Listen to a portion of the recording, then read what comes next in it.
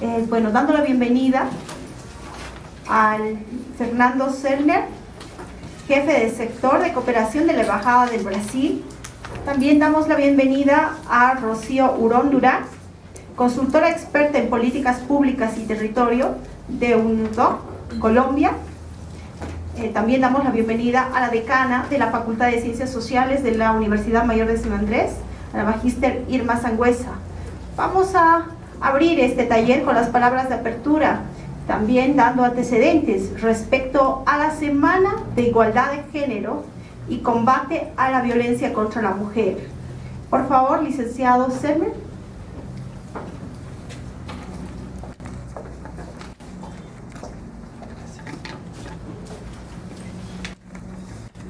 Muy buenas tardes a todos y a todas. A nombre de la Embajada de Brasil, me gustaría darles la bienvenida y agradecer por su presencia en este evento, que como se ha dicho, forma parte de la segunda edición de la Semana de Igualdad de Género y Combate a la Violencia contra las Mujeres, que es un evento promovido por la Embajada de Brasil en asociación con otras instituciones y entidades.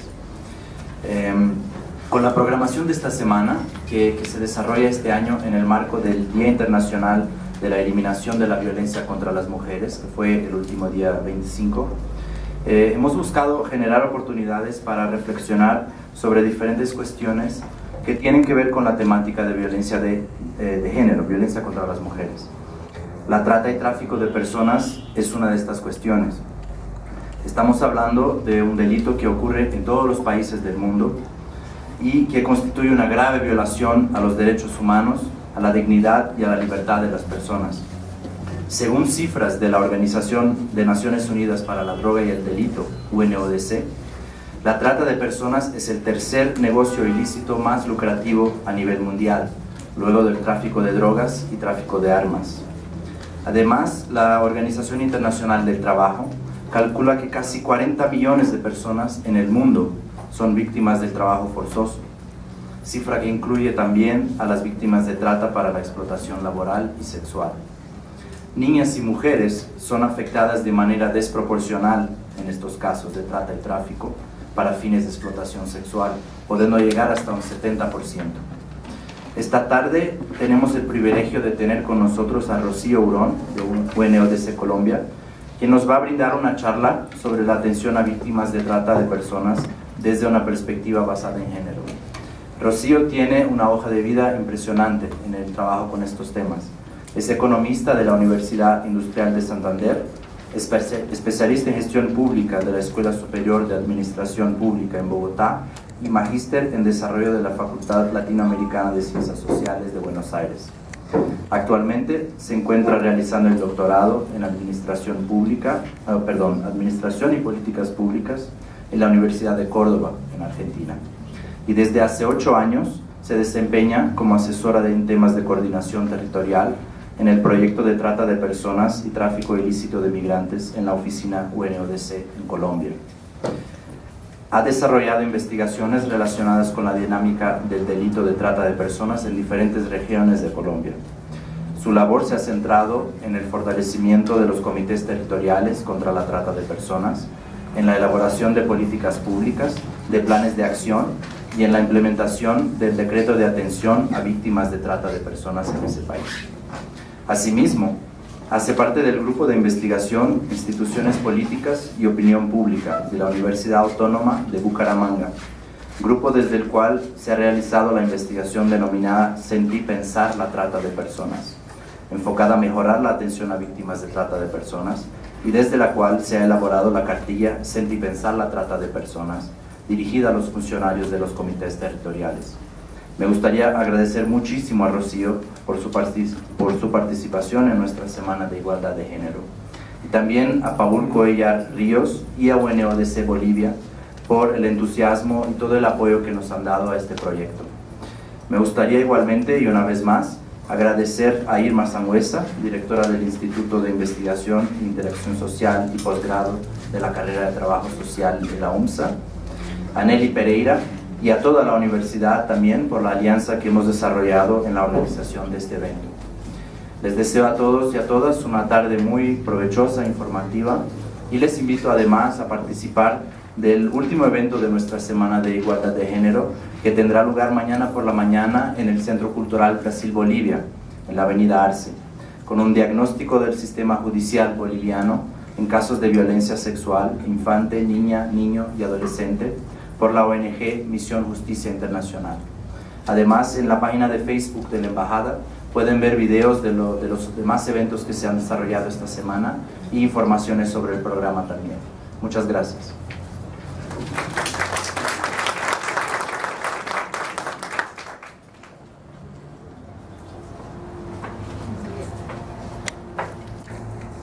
Muchísimas gracias.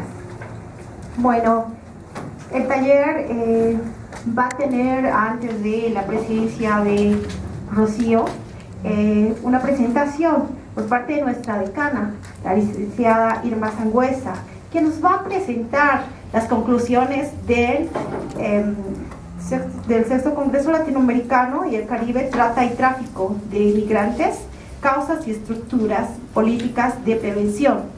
La licenciada Irma Sangüesa es directora del Instituto de Investigación e Interacción Social y posgrado de la carrera de Trabajo Social. Tiene una especialidad y amplia trayectoria en estudios relacionados a trata y tráfico. Actualmente viene siendo decana de la Facultad de Ciencias Sociales. Por favor, licenciada, le pedimos que nos acompañe aquí al frente para que nos presente las conclusiones del Congreso Latinoamericano.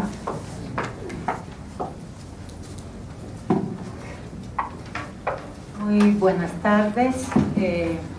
Celebro la oportunidad nuevamente de establecer la alianza con la Embajada del Brasil en una temática tan sensible como es la trata y tráfico de personas, que es la expresión de la mayor vulneración de los derechos humanos y que básicamente concentra las mayores víctimas en mujeres.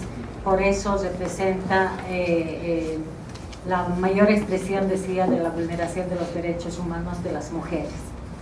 Bien, yo no voy a desarrollar lo que se ha tratado en el Sexto Congreso. Evidentemente, recién retorno del Sexto Congreso Latinoamericano y Caribeño sobre trata de personas y tráfico de migrantes, donde la temática central ha sido causas estructurales y políticas de prevención.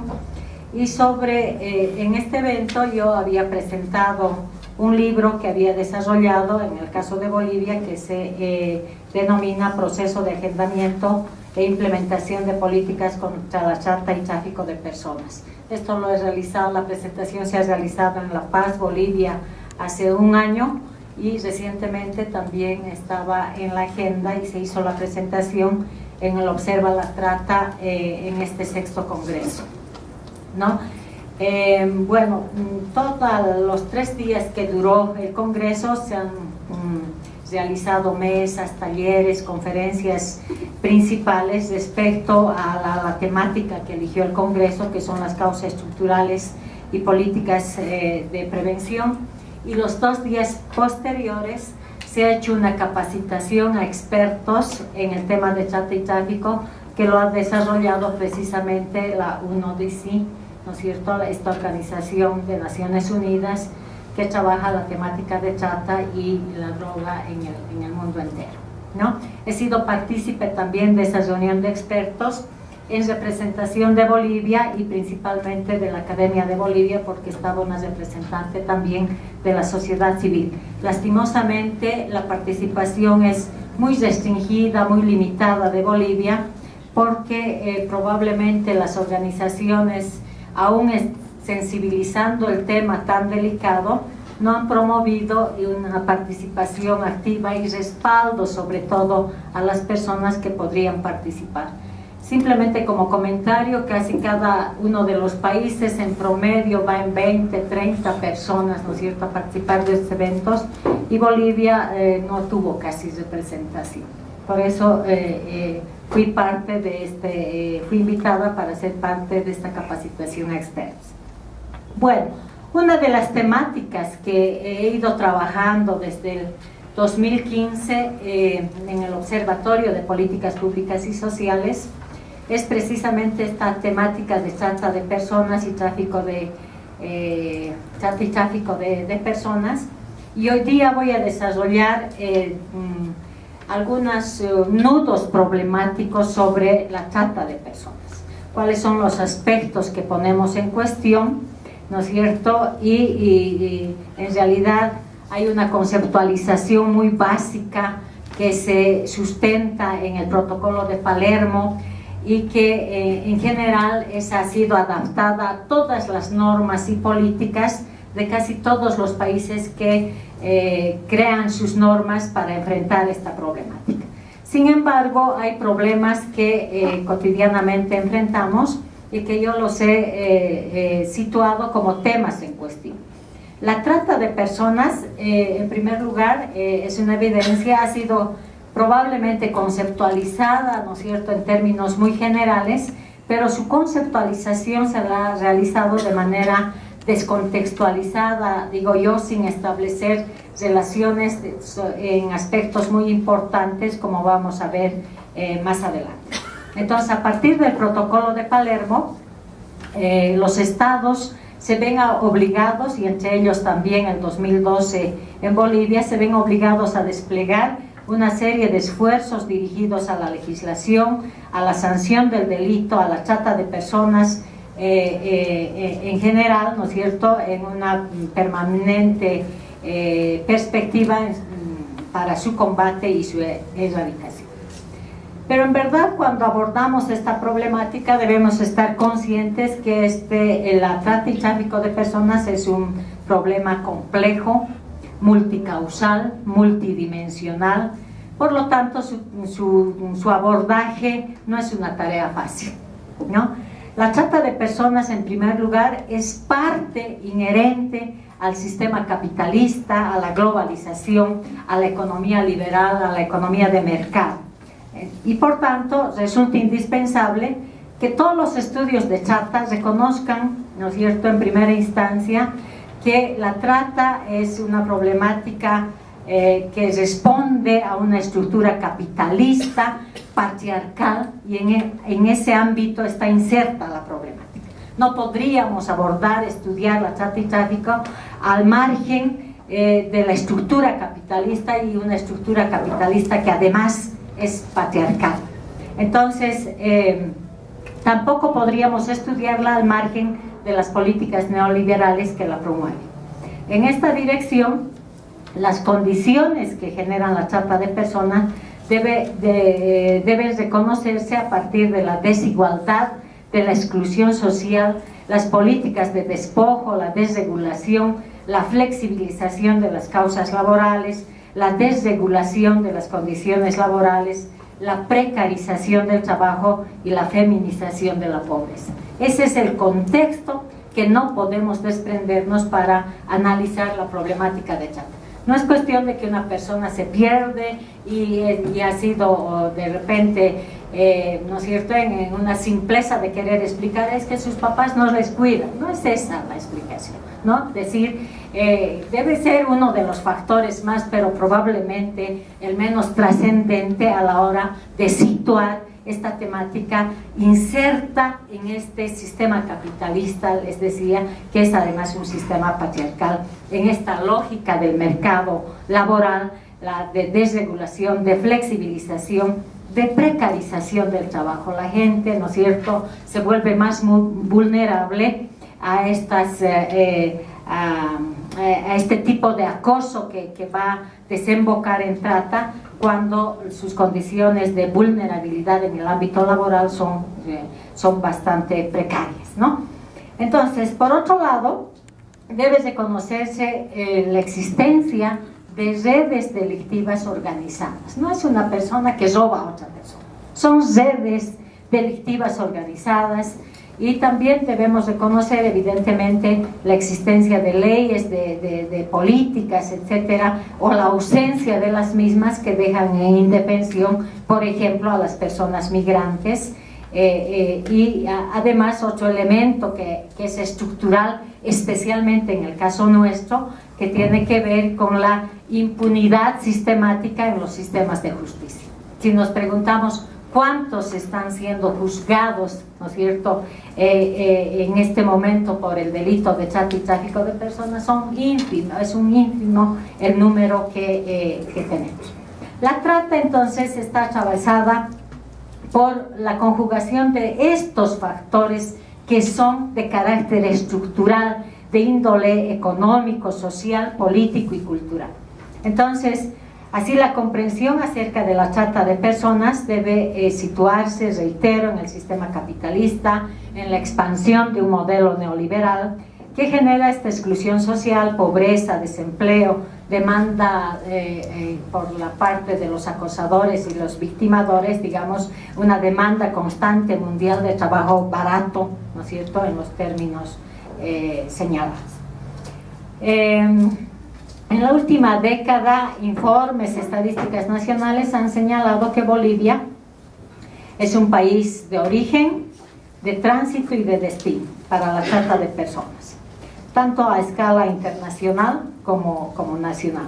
Asimismo, se han identificado numerosos casos de trata de personas para distintos fines, sobre todo trata de explotación laboral, explotación sexual, servidumbre, matrimonio servil y tráfico de órganos, ¿no?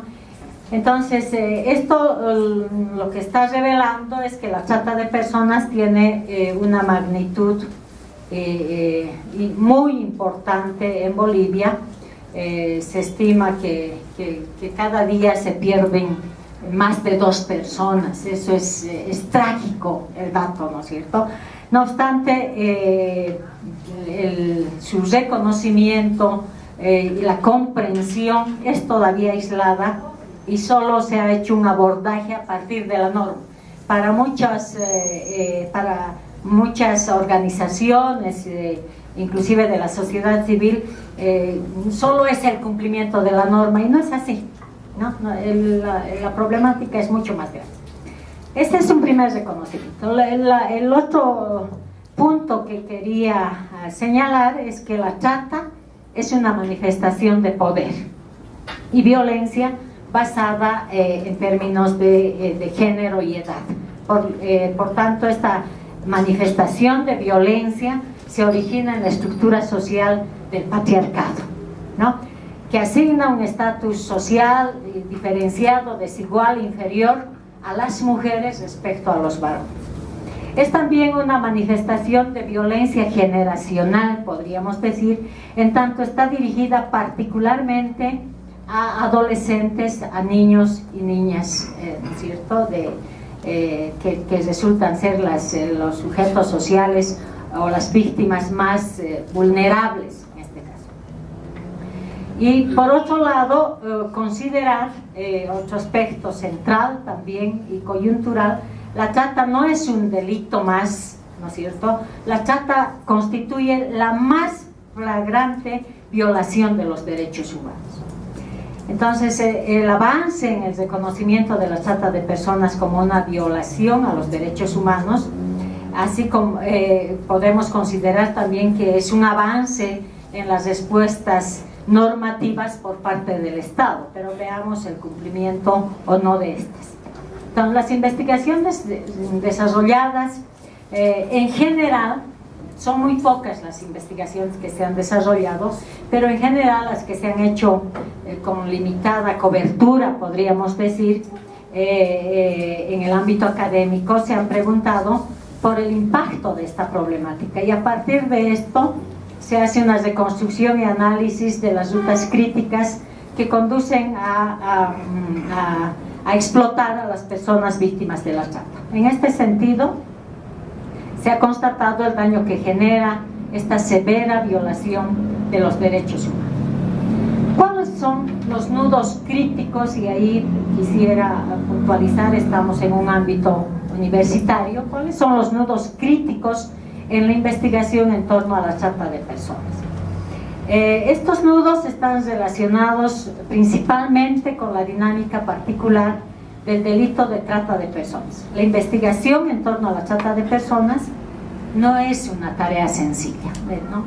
Por el contrario, los estudios nos han señalado en la mayoría de los casos las dificultades que implique el acercamiento a este fenómeno como problema de investigación.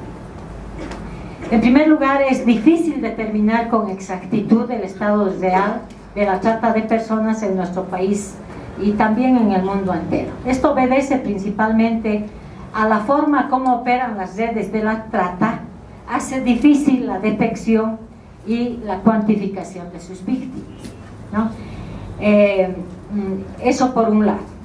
Por otro lado, los pocos estudios que tenemos en términos en esta temática han develado que la estrategia metodológica que comprenden estos estudios principalmente corresponden a estudios exploratorios o descriptivos. Todo el mundo se ha puesto a cuantificar, ¿no es cierto?, a las víctimas, cuántas son, de a qué edad pertenecen, de dónde se hacen rutas críticas geográficamente, de dónde provienen, cuál es la ruta por las que les sacan, cuáles son los mecanismos, etcétera. Pero en todos los casos, casi metodológicamente se ha abordado la problemática, porque esa es la posibilidad, no es porque no se quiere, esa es la posibilidad única, real, ¿no es cierto?, de hacer estudios exploratorios, todavía descriptivos, basados en fuentes secundarias, en datos estadísticos, informes institucionales, estudios previos. Esa ha sido la característica central de los estudios que se han realizado. Se han realizado también estudios sobre sobre la parte de la estructura normativa de cada país, ¿no es cierto?, de las políticas que se emiten. Se hace un balance del cumplimiento o no de las normas. Probablemente en esa línea se inscriba también el libro que les hacía referencia, porque es un análisis de cómo se han agendado las políticas y cómo se implementan. Y en muchos casos también han hecho por normas específicas. En general, otra de las características de esta estrategia metodológica es que se han realizado entrevistas a expertos e informantes claves en instituciones, organizaciones de la sociedad civil y los estudios de caso. Entonces, ¿qué vacíos encontramos en estos abordajes? Se presenta con menor frecuencia estudios que recuperen la experiencia directa de las personas víctimas. Es muy difícil, ¿no es cierto?, acceder a aquello. Hay, sin embargo, inclusive una tesis en la carrera de trabajo social que recupera la experiencia directa de las personas, pero son las menos, con menor frecuencia, ¿no? Pero además, estos estudios, que son los menos recurrentes, abordan a las personas víctimas sobrevivientes. Estamos hablando de los que logran sobrevivir, que en muchos casos, ¿no es cierto?, eso es un número muy reducido. Esto es comprensible a la luz de las dificultades que implica acceder a un contacto directo con las víctimas, ¿no? Y en muchos casos esto, al reconstruir las dinámicas donde se establece, ¿no es cierto?, este delito, se tiende también a revictimizar a las que ya han sido víctimas, ¿no?, o a manosear alguna información, etcétera. Entonces es difícil el abordaje mismo, las condiciones no están dadas. ¿Cuáles son las principales barreras o denominados nudos críticos en la investigación académica? Que ese es el propósito un poco que me había propuesto señalar, y he considerado que podríamos ubicarlos en 3 niveles. En primera instancia, la dinámica del delito. Las mayores dificultades que atraviesa la investigación en torno a la trata de personas están relacionadas con la dinámica particular de este delito. Y como no se puede recuperar esa dinámica, esto parece favorecer y sostener también la impunidad de los tratantes, ¿no? Entonces hay toda una red de tratantes, la especialización de las redes delictivas, la clandestinidad que no permite, ¿no es cierto?, la clandestinidad de los hechos, la manipulación, la amenaza la imposición del secreto y el silencio, todo eso dificulta pues abordar aquello, ¿no? Hay alguna gente que sabe, pero no va a hablar porque está amenazada. La propia víctima está reamenazada, ¿no? Y no solo es la víctima, sino todo el entorno familiar. Esta dinámica ha limitado en cierta forma el acceso a la información y se repercute sobre todo en el poco o nulo acceso de las víctimas de trata como una fuente primaria de la información, ¿no? El otro aspecto es que no solo el país se enfrenta, es un nudo problemático central, un nudo crítico, es el subregistro estadístico que se da en todos los países, ¿no? Resulta necesario considerar en las cifras que nos dan a nivel oficial que la mayoría de las víctimas de trata no son detectadas, no son rescatadas, en algunos casos no son ni denunciadas. Culturalmente, en algunos casos especialmente en el área rural. No sé, en Aymara, yo soy quechua, pero en quechua uno va a la comunidad y pregunta, ¿qué es de tu hija? ¿Te acuerdas que tenías de tu hija? Chincapun. Y aquí dirán Chacatao, ¿no? Probablemente. No, entonces, pero tampoco le aplique, porque en las condiciones precarias en las que se desarrolla es una boca menos, si se dan cuenta, ¿no? Y entonces en algún momento, con suerte, probablemente se ha ido y va a volver y se va a insertar, pero en otro caso ha sido víctima de trata y probablemente nunca más se sepa de ella, pero tampoco la familia por falta de conocimiento, etcétera, no ha denunciado. Entonces, aquí hay un subregistro que les decía de víctimas de trata que no son detectadas, no son rescatadas y no son denunciadas, y por lo tanto nunca van a llegar a ser contabilizadas en ningún registro institucional, y ese es un problema. Entonces las cifras que nos dan no sabemos si es una aproximación de subestimación o de sobreestimación, no sabemos, ¿no? Por otro lado, porque en algunos casos, y hemos visto cuando se trata de financiar proyectos, también sobreestiman los datos, ¿no? Entonces, por otro lado, una parte de las víctimas logra escapar cuando son víctimas de explotación, pero tampoco llega a ser identificada por la institucionalidad, no recibe apoyo y se inserta nuevamente a su medio, ¿no? Y de eso nunca sabremos en términos, nunca se contabilizaron. Por lo tanto, este subregistro de personas representa una de las barreras más importantes para precisar la causística, por ejemplo, de la trata misma con mayor exactitud, la magnitud de la problemática de trata, y este es uno de los principales vacíos que seguimos manteniendo, ¿no? Otro de los temas de los nudos problemáticos no solo es este subregistro estadístico, sino es el riesgo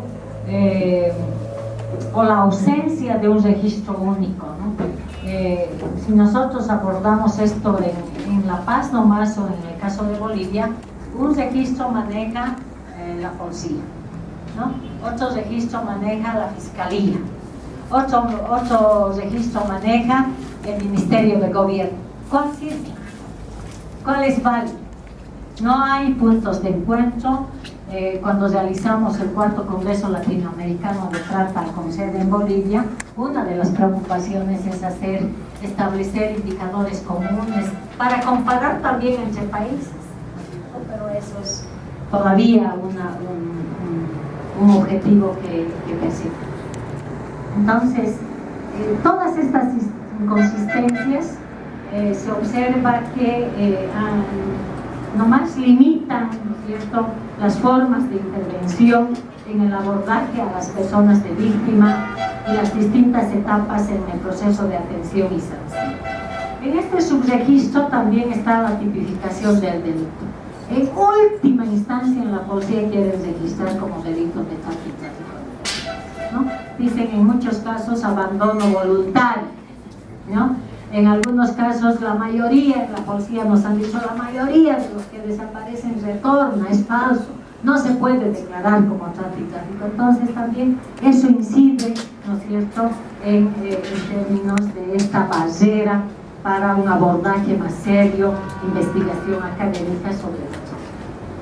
Y consiguientemente también las cifras varían de un momento a otro, de un día a otro en algún caso, ni siquiera son sostenibles en términos de decir está ascendiendo de manera ascendente en tanto de porcentaje, etcétera, porque no hay una custodia de información, ¿no? No hay una custodia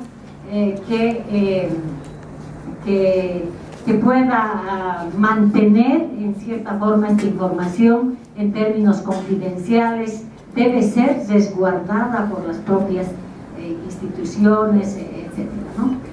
¿Y qué decir de otro nudo problemático que también enfrentamos en términos de la investigación, que son los aspectos éticos que debe darse particularmente en toda investigación, pero particularmente en esta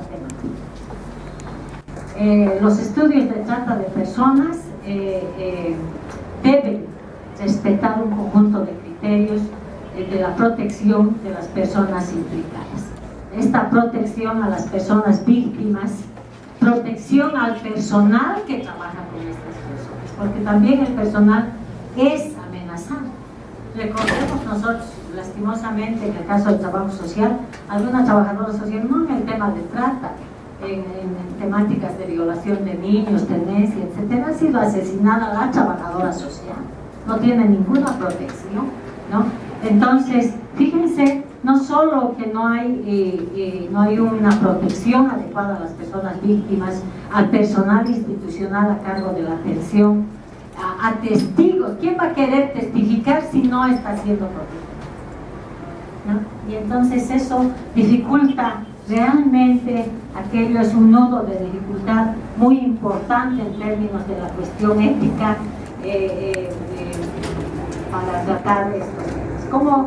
¿Cómo garantizamos? No hay espacio siquiera con las condiciones mínimas requeridas para garantizar la confidencialidad, la protección de las personas, cómo evitar la revictimización de las personas víctimas de trata, etcétera, ¿no? Probablemente ausencia de salas Gesell, bueno, una serie de condiciones que podríamos ver, ¿no? Entonces, sin embargo, esta temática no debía dejarse de lado, es una temática central en las líneas de investigación no solo de la academia, pero principalmente de la academia, de la universidad. La investigación académica debía seriamente comprometerse con la lucha contra la trata de personas. Nosotros hicimos ese compromiso con motivo de la realización del cuarto congreso, pero se va diluyendo, parece que el entusiasmo, ¿no es cierto?, baja, y quienes han estado sosteniendo algo de la vigencia de la problemática son algunas organizaciones de la sociedad civil, no es precisamente la academia. Y fíjense, en estas aulas de la universidad está toda esa población potencialmente víctima de trata, porque son jóvenes, ¿no es cierto?, que es jóvenes y mujeres, adolescentes, que es el mayor centro, digamos, que ha sido víctima de trata. Entonces, esto merita que debíamos desarrollar esfuerzos investigativos con compromiso ético, con compromiso político, de hacer investigaciones no solo de mayor magnitud, sino más profundas, más sostenibles a raíz de aquello. Acabó un proyecto que teníamos, proyecto IDH en el tema de trata, y bueno, como que parece que no hemos logrado sensibilizar lo suficiente. Entonces, asimismo, se trata de emprender procesos de atención, de protección a víctimas sobrevivientes, etcétera, que todavía eso estamos en pañales, podríamos decir. En el caso de la sociedad boliviana eso es todavía un objetivo probablemente que no debía ser a largo plazo, pero debíamos efectivamente encarar acciones para la construcción de una sociedad más justa, igualitaria y solidaria. La UNSA debía ser solidaria, permanente con esta problemática. Bueno, muchas gracias. Algunas ideas que planteo para el taller de hoy. Gracias. A la dinámica del delito de trata de personas en diferentes regiones de Colombia. Su labor se ha centrado en el fortalecimiento de los comités territoriales contra la trata de personas, en la elaboración de políticas públicas, además de la elaboración de planes de acción en la implementación del decreto de atención a víctimas de trata de personas. Rocío Urón nos acompaña en esta ocasión desde Colombia. Bienvenida. Pues estamos todas atentas, viene gente de bastantes instituciones, organizaciones, a este llamado, a este taller que nos convoca. Bueno, buenas tardes, muchas gracias por la invitación, gracias a la Embajada de Brasil que nos abrió este espacio y gracias pues a la UNSA que estoy segura que de aquí en adelante va a ser un aliado estratégico no solo para los temas de trata de personas, sino para todos los temas que están relacionados con las violencias basadas en género.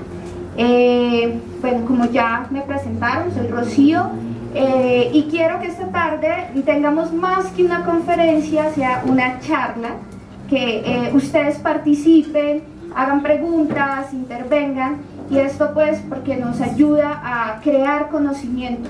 Y creo que, retomando las palabras de la decana, la construcción del conocimiento frente al tema de trata de personas es una herramienta principal que debemos tener. Y cuando creamos conocimiento, sabemos a qué nos estamos enfrentando y sabemos qué podemos mejorar, qué podemos hacer o qué podemos inclusive también dejar de hacer. Vamos a trabajar dos escenarios. El primero, la conceptualización básica de qué es la trata de personas, y el segundo va a ser el tema de asistencia a víctimas de trata de personas. Para empezar, yo quiero que piensen una sola palabra que ustedes relacionen con el tema de trata de personas y me la digan. Una sola palabra. Cuando ustedes piensan en esa palabra, piensan en trata de personas. Explotación, libertad, privación, abuso, injusticia, criminalidad, sufrimiento, delito. Muy bien. Bueno, todas estas palabras resumen realmente el tema de trata de personas. Para empezar, a mí me gusta hacer una precisión histórica sobre el tema, porque a veces la gente piensa como que trata de personas fue una cosa allá que la ONU se inventó un día, como porque estábamos despachados en el protocolo de Palermo y dijeron, bueno, inventémonos algo, pues algo chévere, que suena interesante, y trata de personas. Resulta que este delito no lo inventamos nosotros con el protocolo de Palermo en el año 2000. Es un tema que tiene raíces casi que desde la misma construcción de la sociedad. Y para nosotros un punto específico en el que empezamos a hablar de trata de personas es precisamente el tema de la esclavitud de personas africanas. Cuando estábamos en la época de la colonia, ustedes saben que fueron traídas personas del África a las colonias americanas para los trabajos pesados, cuando ya la mano de obra indígena no dio abasto y necesitaban trabajos en minería o en las haciendas, ¿cierto? Para nosotros esto es una de las principales expresiones de trata de personas. ¿Por qué? Porque era cazar literalmente a los seres humanos que estaban en África, montarlos en un transatlántico, cruzar el continente y llegar a los puertos de América. ¿Y qué hacían con estos personas de África? ¿Qué hacían? Los esclavizaban, ¿cierto? Pero ¿cómo era el proceso de esclavización? los vendían. Entonces, ¿qué hacían cuando llegaban a los puertos? Los bajaban a los puertos y los vendían en las plazas públicas como si estuviesen vendiendo un objeto, ¿cierto? Entonces la gente iba y miraba quién era el que estaba más fuerte, el que tenía la dentadura completa, el que no estaba enfermo, el que podía de pronto levantar más peso, el que podía resistir, o las mujeres que podían trabajar en las fincas preparando los alimentos, y de acuerdo a esa, digamos, a esa condición se les tasaba el precio. Entonces eran vendidos como mercancía, como cuando nosotros vamos a un almacén y compramos ropa, o como cuando vamos y compramos un celular, así, fácil. Resulta que se acabó la colonia, empezó la época de la independencia de los países americanos, y una de las cosas que hacen es prohibir la esclavitud. Entonces nos imaginamos, se acabó la esclavitud, qué bien, todos somos iguales ante la ley, todos tenemos los mismos derechos y ya no vamos a tener más problemas con eso. Resulta que no. Resulta que más o menos al principio del siglo XX empiezan a desaparecerse las mujeres de Europa del Este, mujeres blancas, rubias, de ojos azules, y se desaparecieron. Y entonces empezaron a preocuparse, empezaron los estados a pensar qué está pasando con las mujeres, para dónde se están yendo las mujeres, y empiezan a darse cuenta que estas mujeres están siendo esclavizadas en los países árabes, son vendidas a jeques árabes por un alto precio para que se vuelvan las esclavas sexuales de estos jeques. Entonces ahí empiezan a hablar de trata de blancas, ¿cierto? Y es un término que ahorita aún mucha gente lo tiene en la cabeza. A veces hablamos de trata de personas y trata de blancas, ah sí, trata de blancas. Pero es por esto, porque fue, digamos que la expresión de la trata de personas previa, inicios del siglo XX. En esa época estaba la Sociedad de Naciones, no estaba la ONU, sino la Sociedad de Naciones, y empiezan a legislar sobre cómo hacer para detener la trata de blancas. Y se hace legislación en los países europeos para evitar que se siga presentando. ¿Se acabó la trata de blancas? ¿Se acabó la trata de personas? No, cierto. Entonces, cambio de nombre. Pero no solo de nombre. Digamos que los traficantes se dieron cuenta que no solamente vendiendo mujeres se hacía dinero, también se podían vender hombres, niños, niñas, adultos mayores, y cualquier persona podía ser víctima de esto. Entonces aquí es donde empieza a hablarse de la trata de personas. Entonces ya vemos que no es un delito que nos inventamos en el 2000, sino que es un tema que ha estado inherente casi que a la misma dinámica de la sociedad. Ahora, ¿qué es la trata de personas? Por aquí nos mencionaron varias palabras y la central es un delito. Sí, básicamente la trata de personas es un delito. Pero ¿qué lo hace diferente al hurto de celulares o a las lesiones personales o a cualquier otro delito que se pueda presentar? Lo hace diferente primero que la trata de personas es el uso de los seres humanos. O sea, es pensar en que un ser humano puede realizar unas acciones cuando yo quiera, bajo las condiciones que yo quiera y respetando cualquier tipo de derechos. Además de esto, es un delito que está relacionado con la explotación, por acá mencionaron la palabra. ¿Y por qué con la explotación? Porque es sacar beneficio del trabajo o del desempeño de otro ser humano para mí o para un tercero. ¿Sí? Es aprovechar la mano de obra, es aprovechar a una mujer que puede ejercer la prostitución, es aprovechar a un niño que puede ejercer la mendicidad forzada en una calle, es aprovechar a otro ser humano. Y lo que constituye el tema principal de la trata de personas es la limitación de la autonomía. ¿Qué quiere decir esto? Que yo pierdo mi capacidad de decidir ser o hacer y paso a ser simplemente una cosa. Y ustedes saben que la autonomía y la libertad es uno de los bienes, uno de los derechos más preciados, si no es el más importante, que tenemos los seres humanos.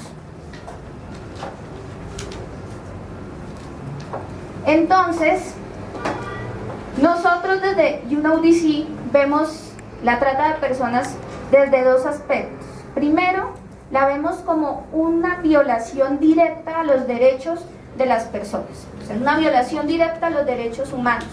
¿Por qué? Porque las víctimas de trata terminan sin libertad, terminan siendo explotadas, terminan inclusive corriendo riesgo su vida.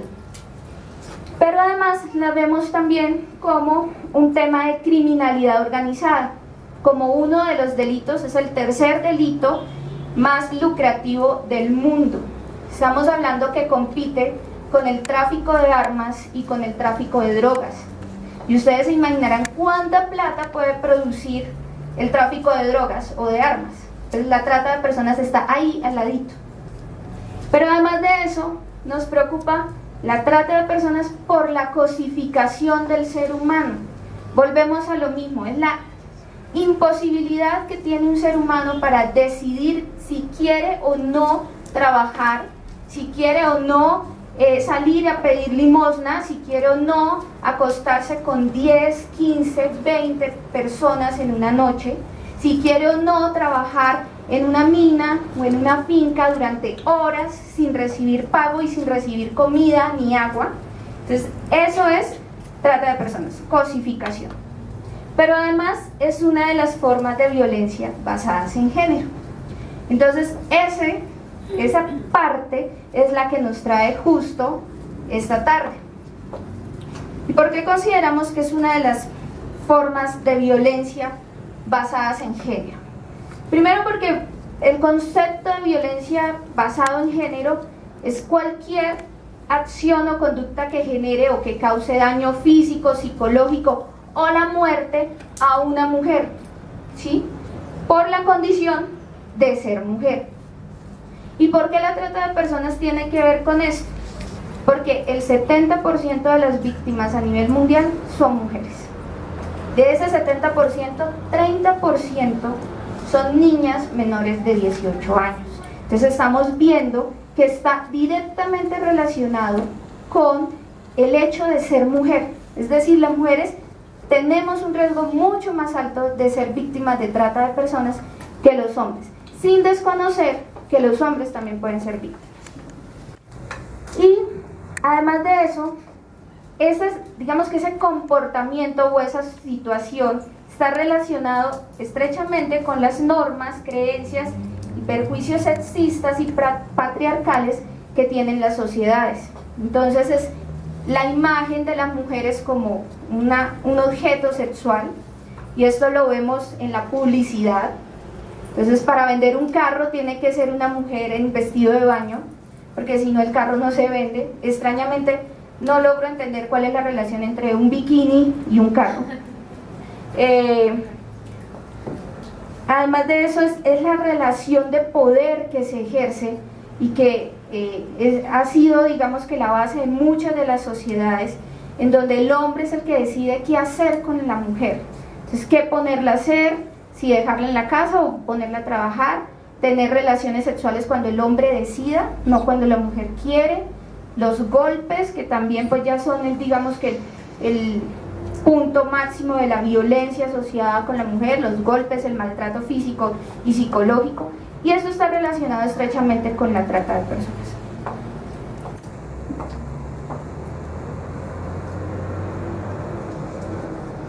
Entonces tenemos, digamos que en todo este tema de la lucha contra la trata de personas, se crea un marco jurídico, como lo decía la decana. No solamente debe ser lo importante en los países, a veces digamos que los estados se quedan en crear los marcos jurídicos y son muy buenos, y lo digo porque en Colombia es un país de leyes, hay leyes para todo, pero así como hay cantidad de leyes, no se cumplen. Entonces, a veces el marco normativo es muy importante, pero más importante es llevarlo a la práctica. Pero vamos a ver que hay un marco normativo jurídico y que está dividido en dos partes. El internacional, que está constituido por la Convención de las Naciones Unidas contra la Delincuencia Organizada Transnacional, y de ahí se desprende el Protocolo de Palermo, que es el protocolo para prevenir, reprimir y sancionar la trata de personas, especialmente en mujeres y niños. Y aquí en Bolivia tenemos un marco jurídico nacional, que la primera base es la Constitución Política del país. Nada que no esté enmarcado en la Constitución Política puede existir. Entonces está la Constitución Política, está la Ley 263 del 2012 y está el Decreto 1486 que reglamenta la Ley 263. Pero viéndolo de cerca, bueno, ¿qué quiere decir que exista una Convención de Naciones Unidas contra la Delincuencia Organizada Transnacional? Resulta que en el año 2000 se reúnen las Naciones Unidas, todos los países que hacen parte de la ONU, y empiezan a analizar la criminalidad organizada transnacional. Es decir, que ya los delitos no se quedan solamente en nuestras fronteras, sino que son delitos que están cruzando las fronteras.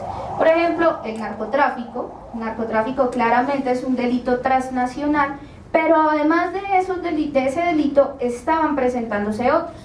Entonces se sientan y dicen, bueno, vamos a hacer una convención, y el objetivo de la convención, ¿cuál es?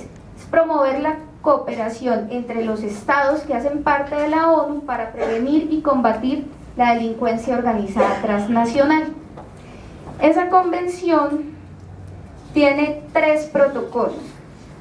El primero es el Protocolo de Palermo, que es el protocolo contra la trata de personas. Entonces, cuando ustedes escuchen Protocolo de Palermo, es inmediatamente relacionado con trata de personas.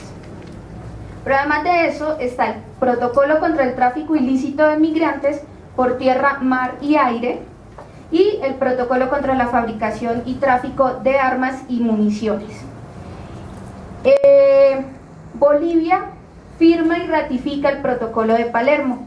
¿Qué quiere decir cuando se firma y ratifica el Protocolo de Palermo? Pues que se vuelve un compromiso del Estado desarrollar acciones contra la trata de personas. Esto fue en el 2000, ¿no?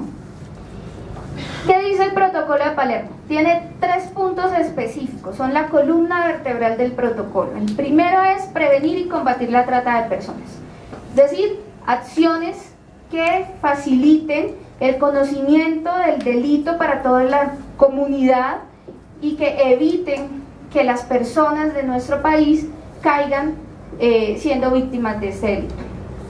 Proteger y ayudar a las víctimas de trata de personas. Y acá esto es, digamos que, lo que nos trae en la tarde de hoy.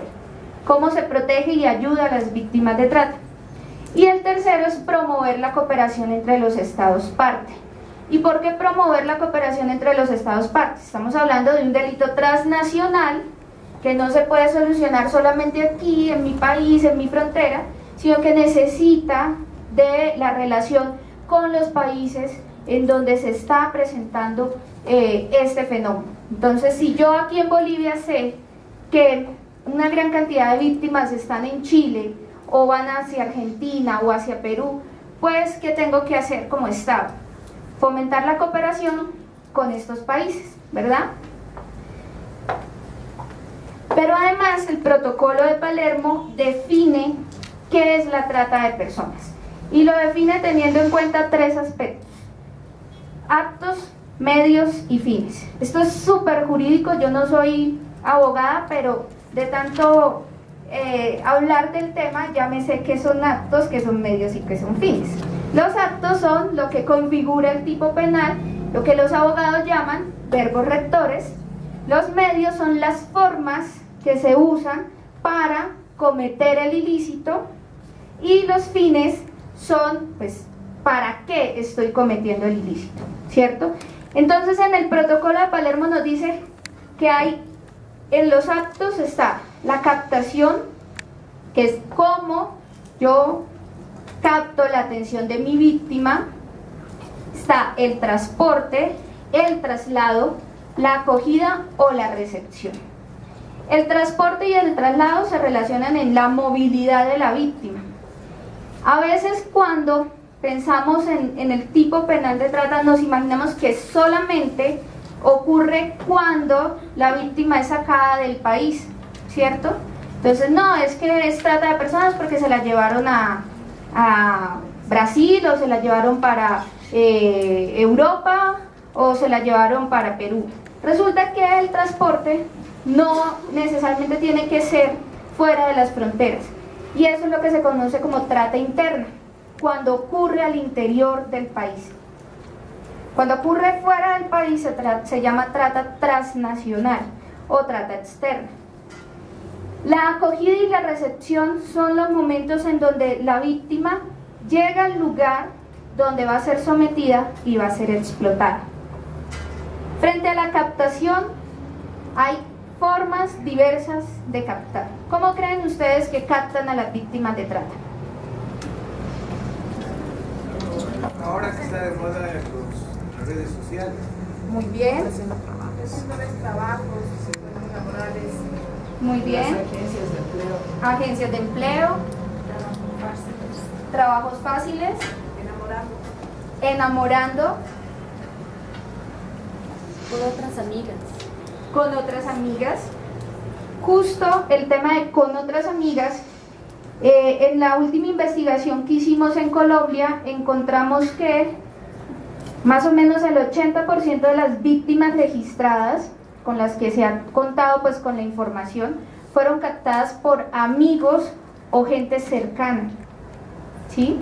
Entonces, a veces nos imaginamos como que la trata de personas es el malo, pues así, mal encarado, pues lo más absurdo del mundo que da miedo, y generalmente el que capta es lo más simpático, el más agradable, es el más buena gente, como decimos en Colombia, es el súper querido, porque es el que está convenciendo a la víctima y sacándolo, ¿sí? Entonces tú no vas a llegar a convencer a alguien a patadas, ¿cierto? Generalmente lo convences pues de buena forma, aunque esa captación también puede ser mediante el uso de la fuerza. Como decía, transporte, traslado puede ser por cualquier medio de transporte, carro, bus, avión, barco, mula, burro, lo que sea, lo que se mueva y pueda generar el traslado. Ahora, el traslado no necesariamente, o sea, no está definido como que tiene que ser de 1 kilómetro en adelante.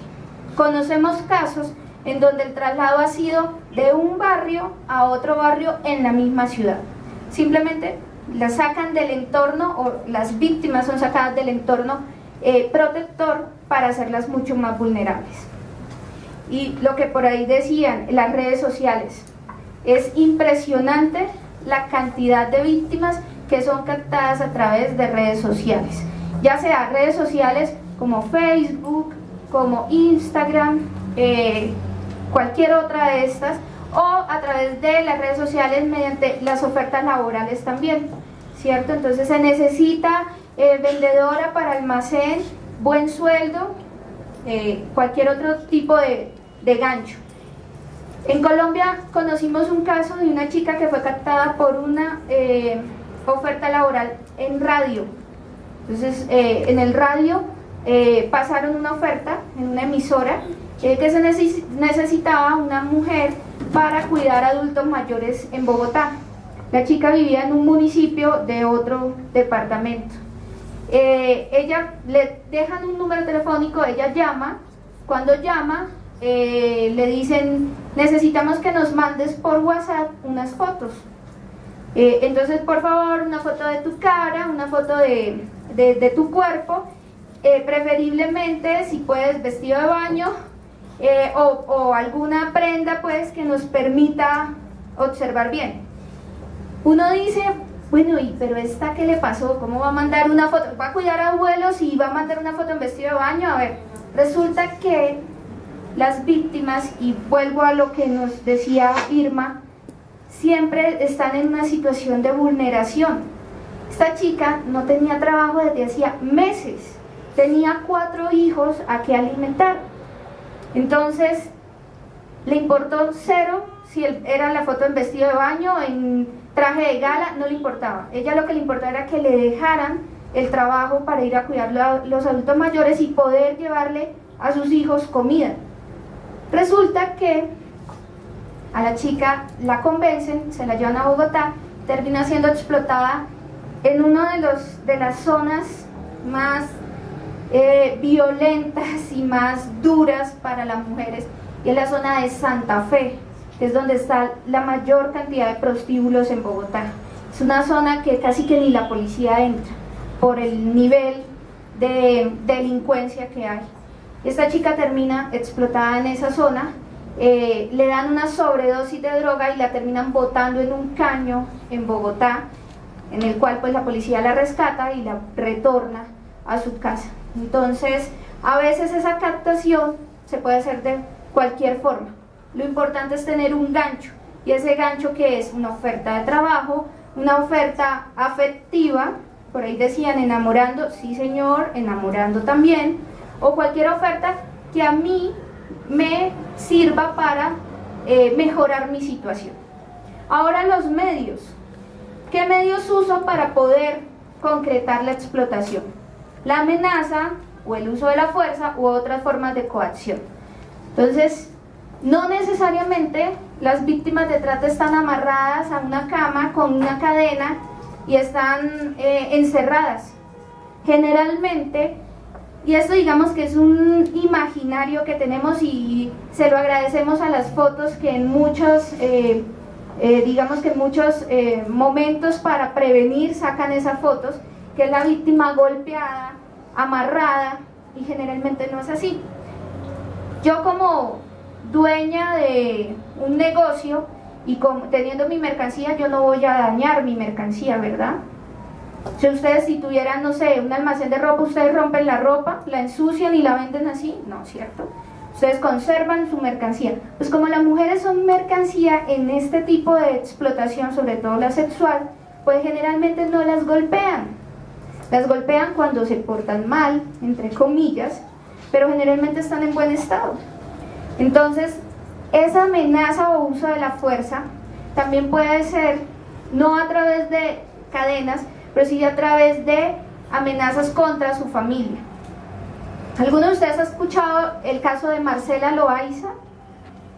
Marcela Loaiza es una sobreviviente de trata de personas, es una colombiana que tiene ahora una organización que se llama Fundación Marcela Loaiza.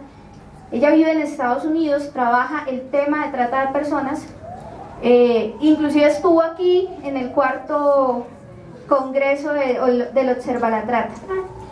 Ella fue víctima en Japón. A ella la captaron en Colombia, la mandan a Japón y la compra la mafia yakuza. Cuando ella llega a Japón y se da cuenta que no va a trabajar en un grupo folclórico como le habían ofrecido, porque le habían ofrecido ir a trabajar como bailarina,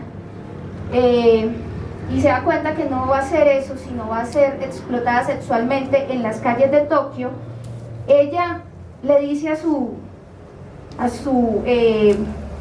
guarda, que es la persona que la estaba cuidando, que era una colombiana también, le dice, yo me voy.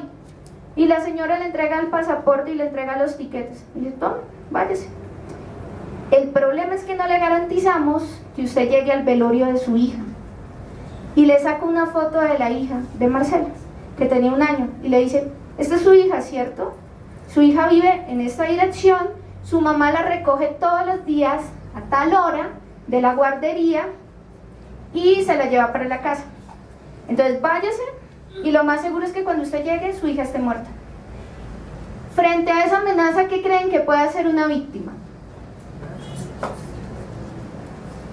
Entonces, esa es una forma de sometimiento, ¿no? Es un medio para someter. Y así a muchas les amenazan los hijos, su mamá, su papá, su familia cercana. Entonces, no necesariamente necesitamos cadenas, necesitamos es una amenaza contundente.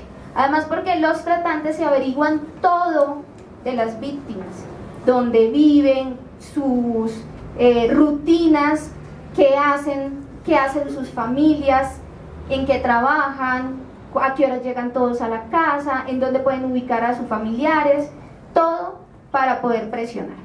Está también como medio el rapto, que es, digamos que en Colombia no es tan frecuente, pero creo que aquí sí es muy frecuente, el tema de que sobre todo las chicas salen a sus colegios o a sus universidades y ya más nunca retornan a sus casas. Y eso es, digamos que la forma violenta, retenerlas, meterlas a un carro y raptarlas, llevárselas lejos de la casa. Está el fraude, el engaño, el abuso de poder y sobre todo el abuso de poder en una situación de vulnerabilidad. Y esto está relacionado, por ejemplo, con niños, niñas y adolescentes. Cuando yo tengo digamos que el poder, porque soy el papá o soy el familiar que cuida a este niño o a esta niña y abuso de ese poder y lo empiezo a explotar. O la concesión o recepción de pagos o beneficios para obtener un consentimiento de una persona que tenga autoridad sobre otra.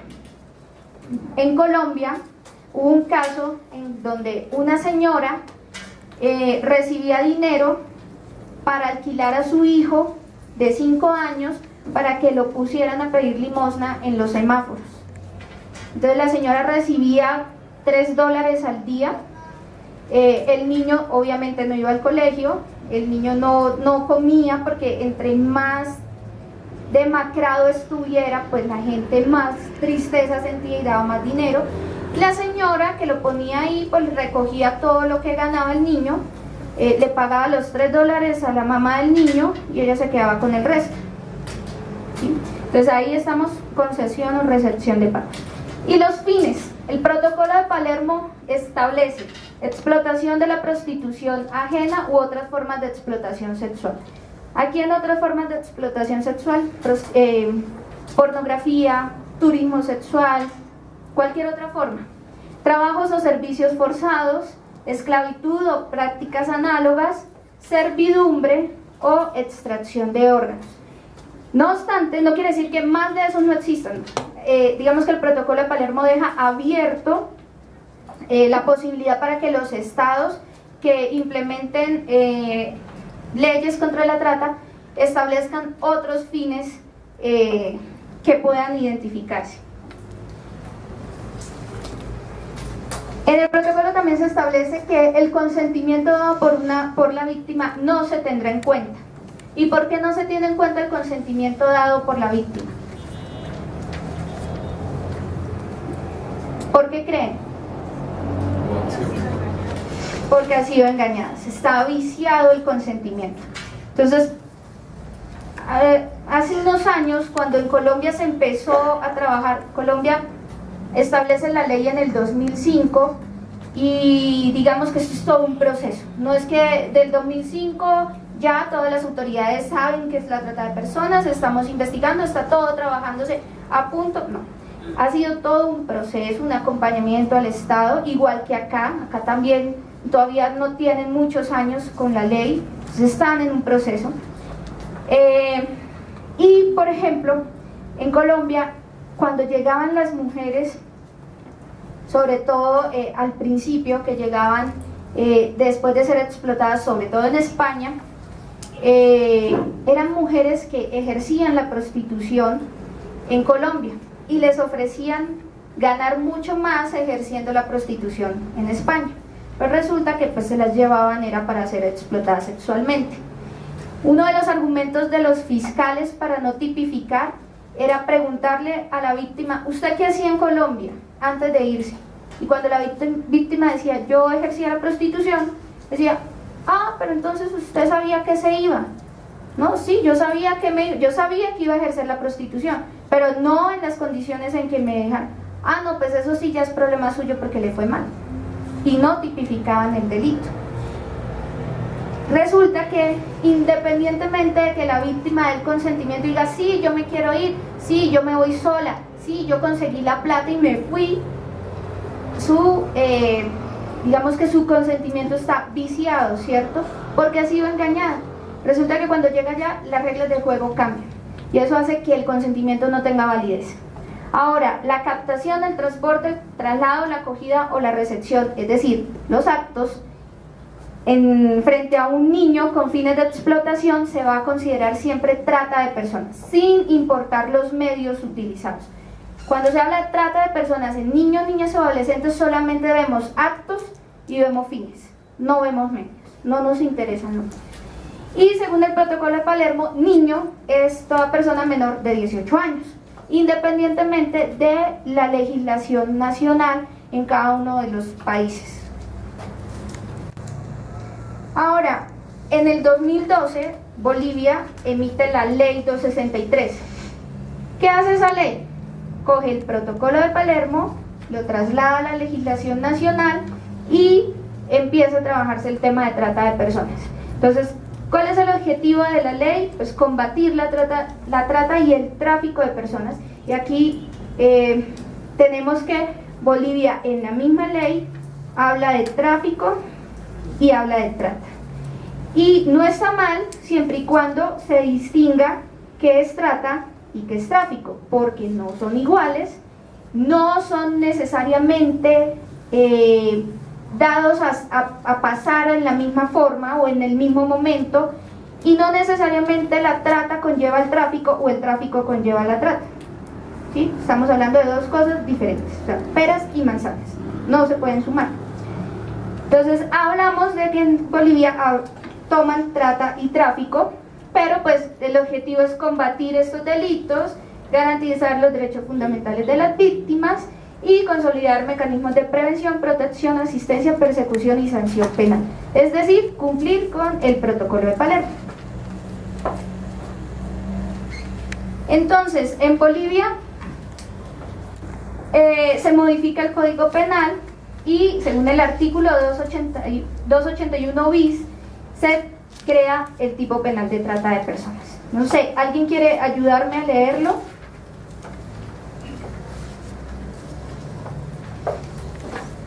Trata de personas. Será sancionado por privación de libertad de 10 a 15 años y por cualquier medio de engaño, intimidación, abuso de poder, uso de la fuerza o cualquier forma de coacción, amenaza, abuso de la situación de dependencia o vulnerabilidad de la víctima, la recepción o recepción de pagos, o por tercera persona realizare, indujere o favoreciere la captación, traslado, transporte, privación de libertad, acogida o recepción de personas dentro o fuera del territorio nacional, aunque mediante consentimiento.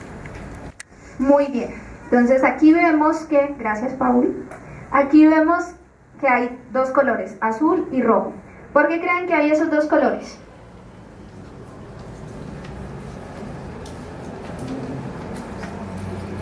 ¿Qué creen que son las palabras que están en azul? En azul, ¿cuáles son? ¿Seguro el azul son los actos? Son los medios. Acá empezamos, casi en todas las legislaciones empieza con los actos, pero aquí empezamos con los medios. En azul están los medios y vemos que son muy similares a los que están en el protocolo de Palermo. O sea, son las formas que se usan para cometer el delito. Y en rojo, ¿qué son? Los actos. O sea, son los verbos rectores del tipo penal de trata. Aquí incluyen privación de la libertad. ¿Sí? ¿Qué pasa? ¿Ustedes creen que para que se tipifique el delito de trata se tienen que cumplir todos? No necesariamente. Son verbos alternativos. Y eso quiere decir que con que se demuestre uno solo, ya se puede configurar el tipo penal.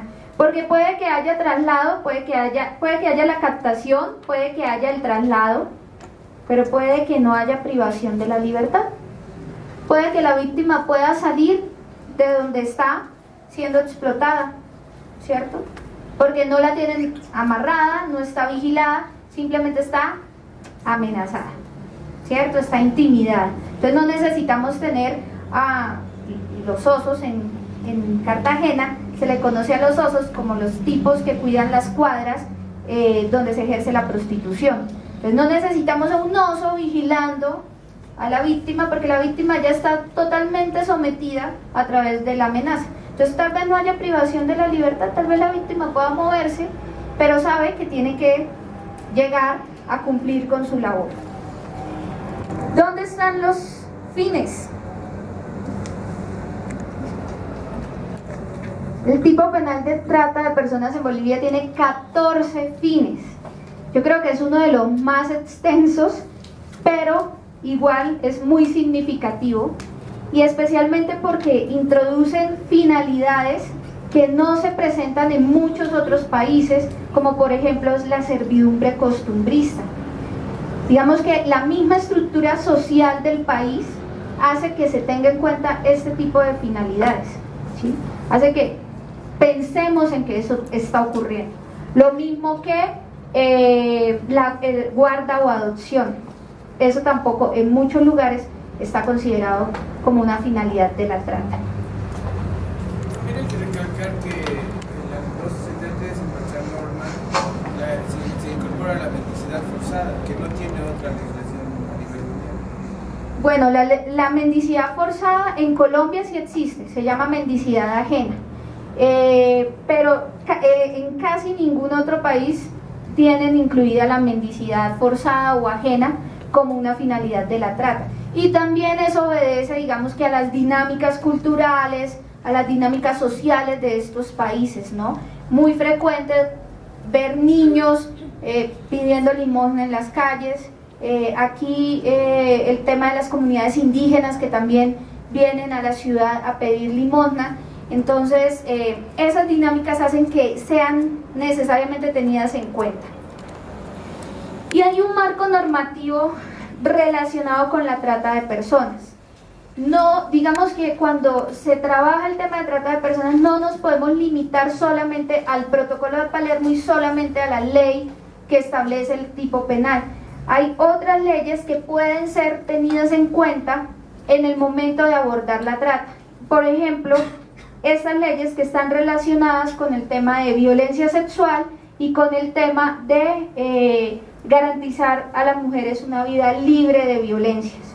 ¿Y esto por qué? Porque la mayoría de las víctimas son mujeres y la mayoría de las víctimas mujeres son por explotación sexual. Entonces se podría pensar que están siendo víctimas de delitos sexuales porque en el marco de la explotación son sometidas a violaciones permanentemente, cuando tú no puedes decidir en qué momento quieres dejar de ejercer la labor que estás haciendo, ahí enseguida entra la violación, ¿no? Entra el abuso sexual, entra el abuso físico, el maltrato. Entonces digamos que este marco normativo que no es de trata, sí está relacionado con la trata y se puede utilizar.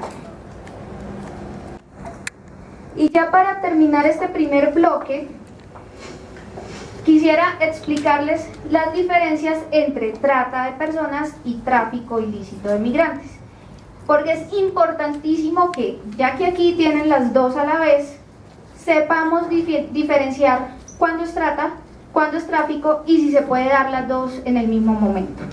Entonces, en primer lugar, la trata de personas es un delito local y transnacional, o sea, trata interna y trata transnacional. Puede ocurrir cualquiera de las dos.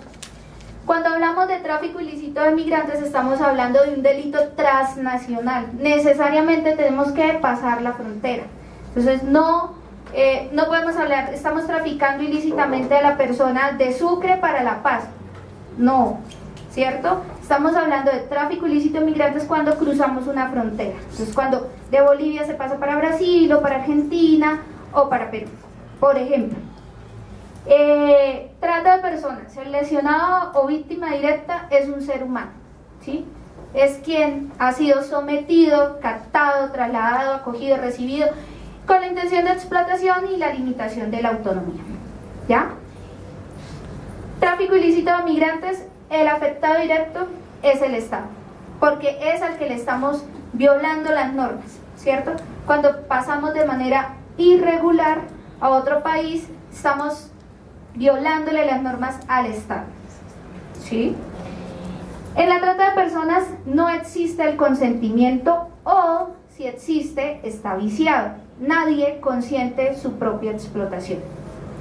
En el tráfico ilícito de migrantes, necesariamente hay el consentimiento. A mí no me, digamos que no me cruzan la frontera y yo no sé que voy a cruzar la frontera, ¿cierto?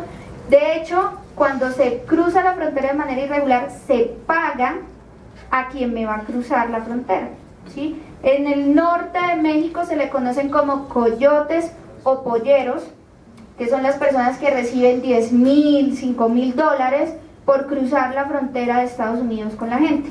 Entonces, todo un proceso que ya está casi que patentado, porque en las zonas de frontera venden artículos especialmente para cruzar la frontera de manera irregular. Entonces, los trajes, las botellas de agua, todo exclusivamente para cruzar la frontera. Hay una línea comercial en eso. En la trata de personas, la explotación no concluye al llegar al país de origen, de destino. O sea, a mí me cruzan de Bolivia a Argentina para ser víctima de trata de personas. Me dejan ahí en la frontera, ay, bueno, ya la cruzamos, mucha suerte, que le vaya bien, hasta luego. No, ¿cierto? Ahí empieza la explotación, porque allá es donde me van a llevar a explotar. En el tráfico ilícito de migrantes, el tema termina cuando me cruzan la frontera. Ya crucé la frontera, el señor, yo le pago al señor lo que le debía, me da la mano y me dice, suerte, ya con usted no tengo nada que ver.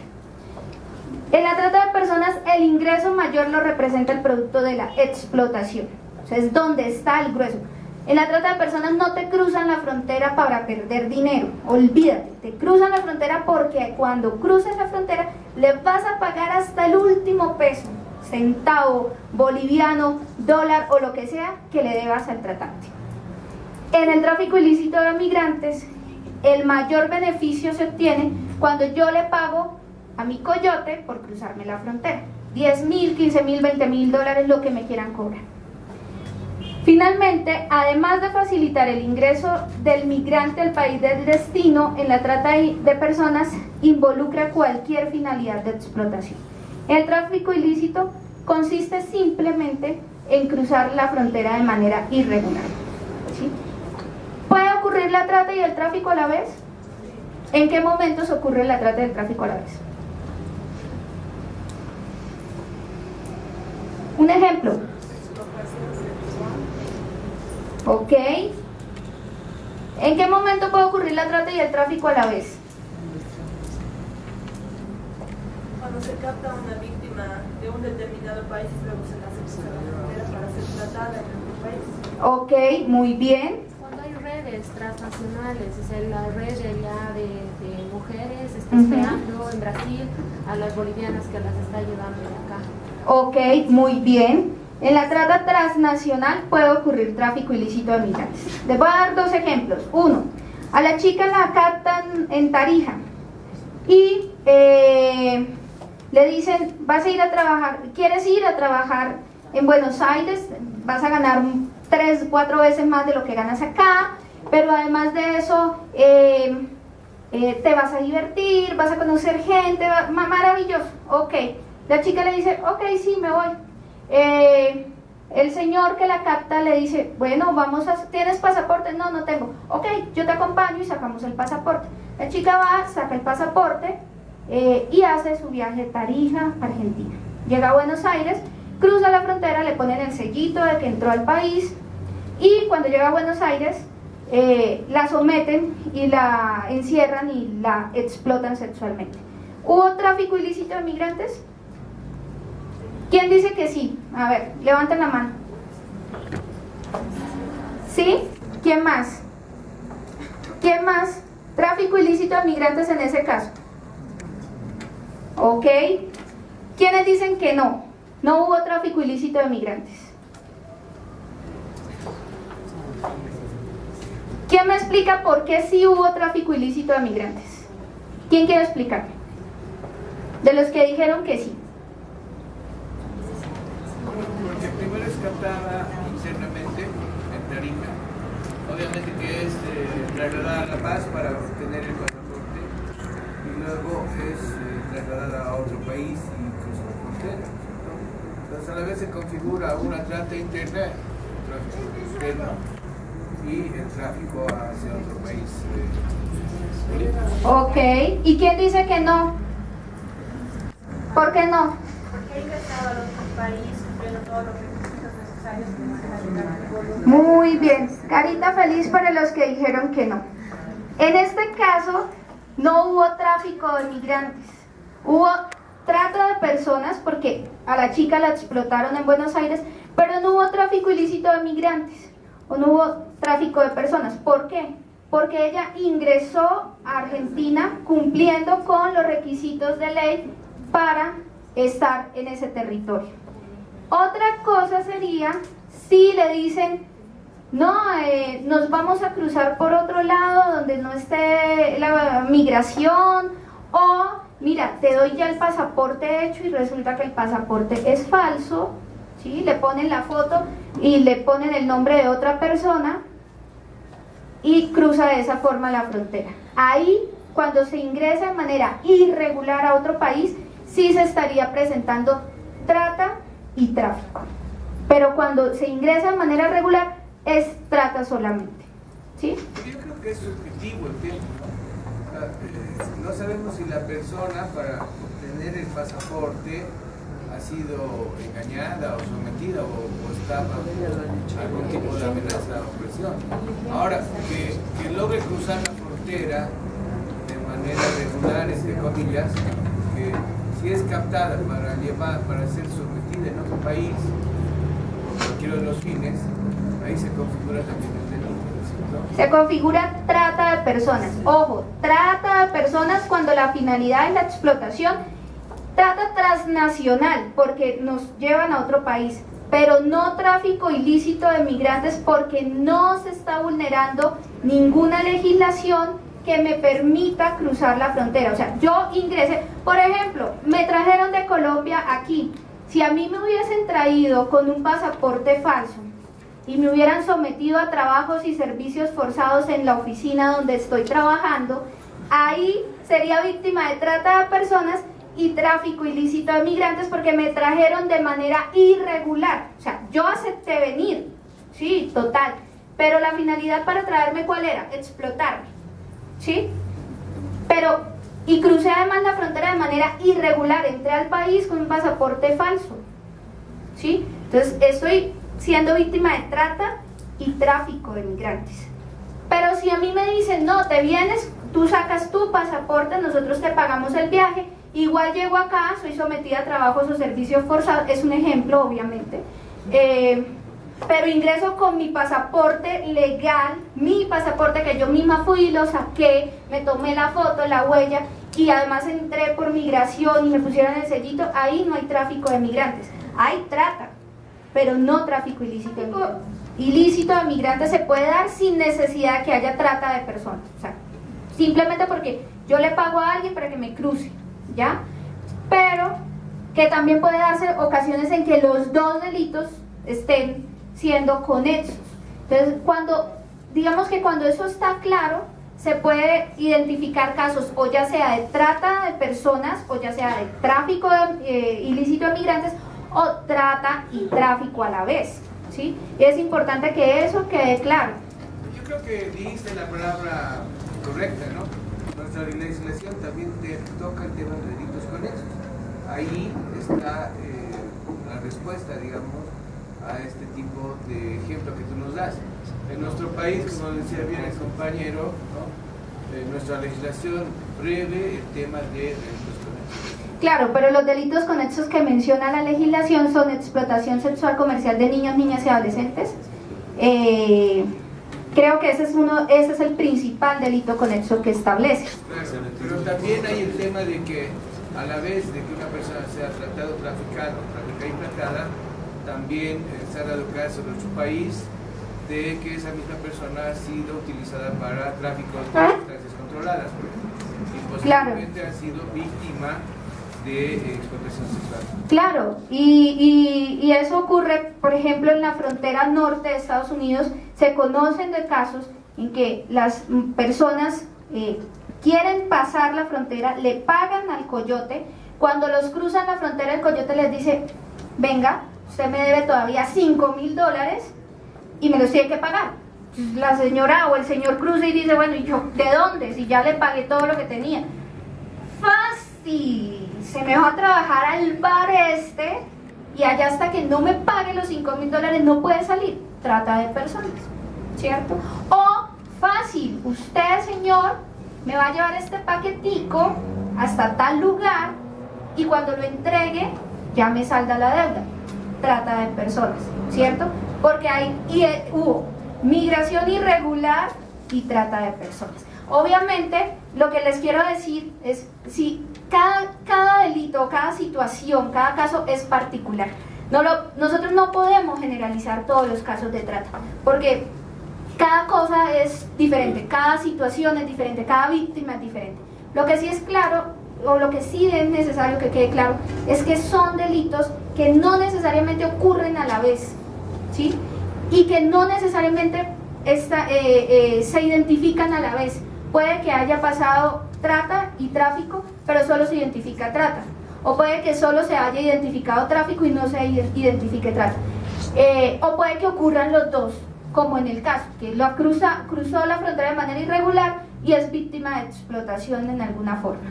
Sí, tal vez solo para aclarar esto, los delitos conexos son específicos y aquellos que no están contemplados en la ley hay una grieta que dice otros ilícitos. Otros ilícitos. Entonces ahí esa grieta permite, es una ventaja y desventaja. Sí. Ok, ¿alguien más? Bueno, entonces vamos a la segunda parte. Esta va a ser más divertida porque yo sé que yo hablando a veces duermo. Vamos a hacernos en grupos de trabajo, por favor. Yo creo que en 5 grupos estaría bien.